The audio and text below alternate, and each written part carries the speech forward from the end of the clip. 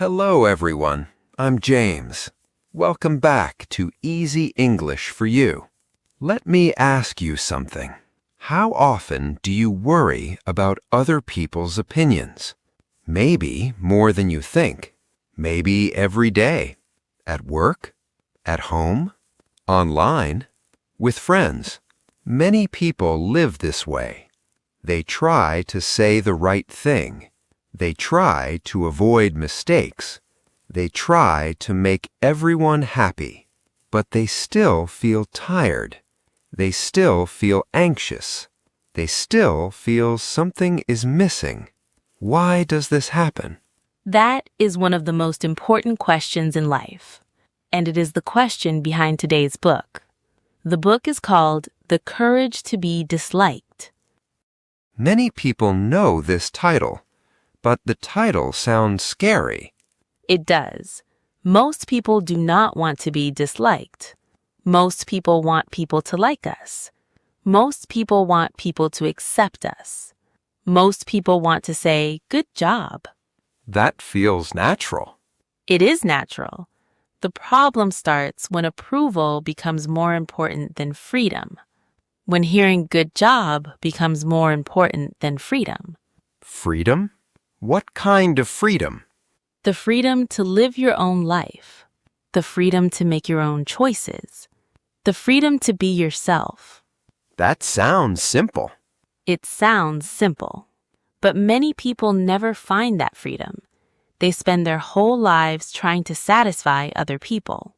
That is a little sad. Yes, and that is why this book became so popular. It speaks to a pain that many people feel. So, who wrote this book? The book was written by Ichiro Kishime and Fumitake Koga, but the heart of the book comes from another man. His name was Alfred Adler. Adler is not as famous as Freud. That is true, but his story is very interesting. In some ways, Adler lived the message of this book. What do you mean? Adler spent much of his life standing alone. He often disagreed with powerful people. He often followed his own path, and that path was not easy. Let's start at the beginning. Adler was born in Austria in 1870. He was not a strong child. He was often sick. Sometimes he could not play with other children. Sometimes he had to stay home. That must have been difficult. It was. One day he became so sick that people feared he might die. Wow. Imagine hearing that as a child. Exactly.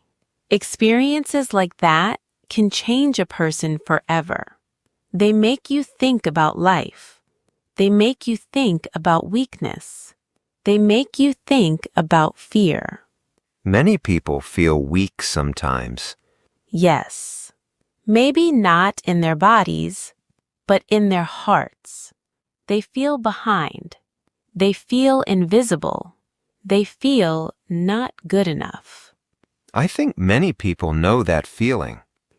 Adler knew it too. He also compared himself to his older brother. His brother seemed stronger. His brother seemed better. Comparison again. Yes. A problem that still exists today. Maybe your friend bought a bigger house. Maybe your coworker got promoted.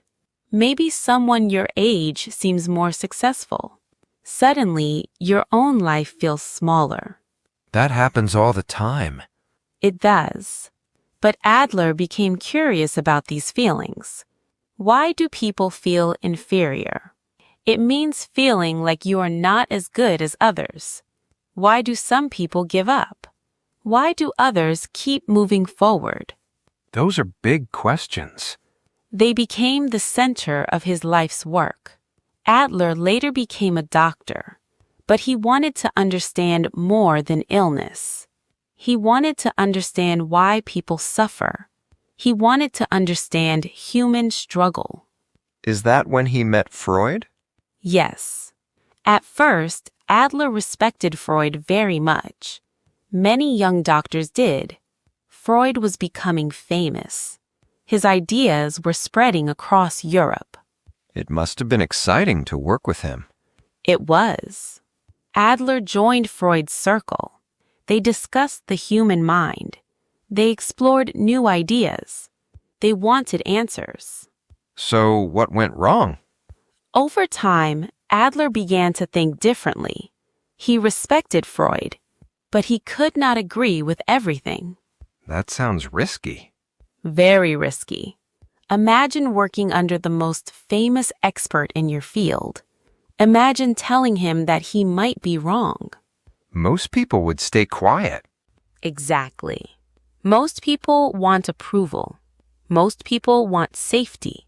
Most people do not want conflict. But Adler was different. He cared deeply about truth. And eventually, he faced a choice.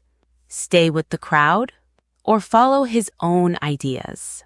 That sounds like the message of this book. It does. Long before this book existed, Adler faced the same challenge. Should he be accepted or should he be honest? What did he choose? He chose honesty, and that decision changed his life. It also changed psychology. That sounds like a turning point. It was. Adler paid a big price. A price? What happened? Many people stopped supporting him. Some people thought he was wrong. He became much less famous than Freud. But he stayed on his path. That sounds very lonely. Very lonely. Freud was the biggest name in psychology. Many people followed him. Adler could have stayed. He could have enjoyed safety and approval. But he did not. No. He believed people are not prisoners of their past. That sounds very different from Freud. It was. Freud looked backward. Adler looked forward. Freud often asked, "What happened to you?" Adler often asked, "What do you want now?" That is a big difference. It changes everything. Adler believed people move toward goals. They do not only move because of old wounds. Can you give us an example? Imagine a man at work. He never speaks in meetings. He says he's shy. That may be true, but Adler asks another question. What does he gain by staying silent? Gain? What could he gain? Maybe he avoids mistakes. Maybe he avoids hearing, "You are wrong." Maybe he's afraid of looking foolish. Silence feels safe. That is interesting. It makes me think about my own life. That's why Adler's ideas feel personal. They make us look at ourselves. And maybe that's uncomfortable. Sometimes it is, because it gives us responsibility. We still choose what to do next. We must choose our direction. That sounds difficult. It is, but it is also hopeful. If you can choose your direction, you can change your future. I like that. It feels empowering. Adler wanted people to feel strong. He wanted people to believe change was possible. What was his most famous idea? Many people know this one. All problems are relationship problems. Really? All problems? Think about stress. Think about jealousy. Think about loneliness. Think about shame. Other people are often involved. When you say it that way, it makes sense. Let's look at everyday life. A parent worries about a child. A worker worries about a boss. A husband worries about his marriage. A woman compares herself to friends online. Different situations. The same pain. The fear of not being enough. That hits close to home. For many people, it does. We often spend our lives measuring ourselves against others. And social media makes that worse. Very often. Someone gets more attention. Someone gets more praise. Someone shares a happy photo. Suddenly, your own life feels smaller. Even when nothing changed. Exactly. Adler believed comparison steals joy. because there is always someone ahead. The race never ends. Then what should we do instead? Adler had a simple answer. Stop asking, am I better than them? Start asking, am I helping someone? That feels very different. It is. Adler believed happiness comes from being useful, helping others, supporting others, making life better for someone. Not trying to look better than everyone else. Exactly. One path leads to competition, the other leads to meaning. Adler believed people need connection, not competition. We grow when we feel part of something bigger. That is a powerful lesson.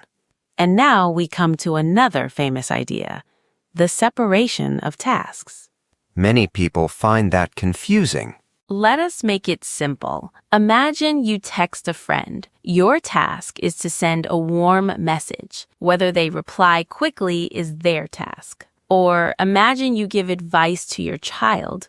Your task is to offer help.